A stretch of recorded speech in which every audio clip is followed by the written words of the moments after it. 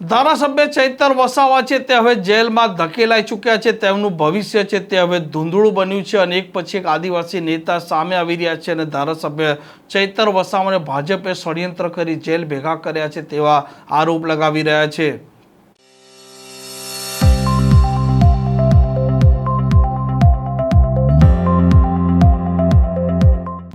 નમસ્કાર, આપ જોઈ રહ્યા છો હોટલાઇન ન્યૂઝ અને હું છું આપની સાથે તોફિક ગાંચી। જે પ્રકારે ડેડિયાપાડાના ધારાસભ્ય ચૈતર વસાવા, તેમના પત્ની શકુંતલા વસાવા સહિત 9 લોકો છે તેઓ વડોદરાની સેન્ટ્રલ જેલમાં ધકેલાઈ ચૂક્યા છે। નર્મદાની સેશન કોર્ટ છે તેમણે આ આરોપીઓ છે તેમને 7 વર્ષની સજા ફટકારી છે। ધારાસભ્ય ચૈતર વસાવા હવે જેલવાસ ભોગવી રહ્યા છે અને આવી સ્થિતિમાં આદિવાસી લોકોના મુદ્દા કોણ ઉપાડશે તેવી ચર્ચા ત્યાં સ્થાનિક સ્તરે ચાલી રહી છે અને ભારતીય જનતા પાર્ટી પણ હવે ચોક્કસપણે ચૈતર વસાવાની ગેરહાજરીમાં તેનો ફાયદો ઉઠાવશે। મનસુખ વસાવા હોય કે અન્ય ભાજપના નેતા આ મામલે હજી સુધી કંઈ બોલવા તૈયાર નથી। જો કે જે પ્રકારે ચૈતર વસાવા જેલમાં ગયા છે તેમના સમર્થકો અને આદિવાસી નેતાઓ સામે આવી રહ્યા છે અને તે પ્રતિક્રિયા પણ આપી રહ્યા છે।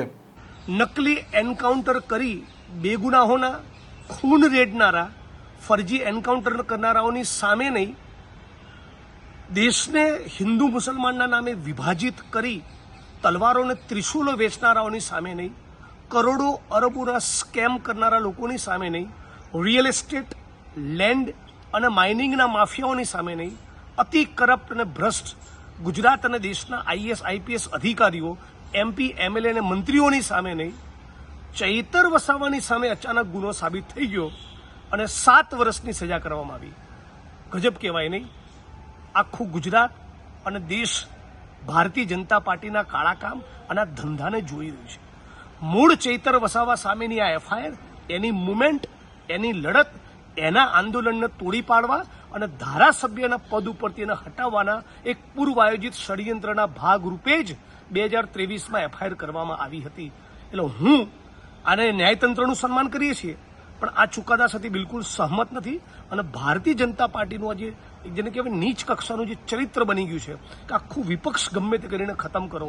મને પણ આસામની જેલમાં નાખ્યો હતો, મહિલા પોલીસના બાજુમાં બેસાડી એની જોડે છેડતીની મારી પર એફઆઈઆર કરાઈ, વિપક્ષના અનેક નેતાઓને ટાર્ગેટ કરવા આ જે લોકશાહી અને બંધારણની જે હત્યા થઈ રહી છે ગુજરાતમાં અને દેશમાં, નરેન્દ્ર મોદીના શાસનમાં, ભાજપના શાસનમાં, એને સમગ્ર ગુજરાત અને દેશે ઓળખવાની જરૂર છે। સાથી ચૈતર વસાવાને 7 વર્ષની સજા થવી એ લોકતંત્રની હત્યા છે।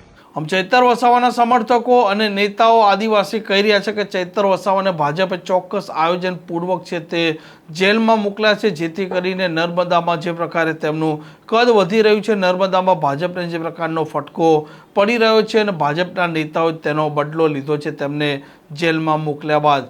આવા પ્રકારના સમાચાર માટે હોટલાઇન ન્યૂઝ ચેનલને લાઇક, શેર અને સબસ્ક્રાઇબ કરવાનું ભૂલતા નહીં। નમસ્કાર। આવા પ્રકારના વિડીયો તમને જોવા ગમતા હોય તો હોટલાઇન ન્યૂઝ ચેનલને લાઇક, શેર અને સબસ્ક્રાઇબ કરો।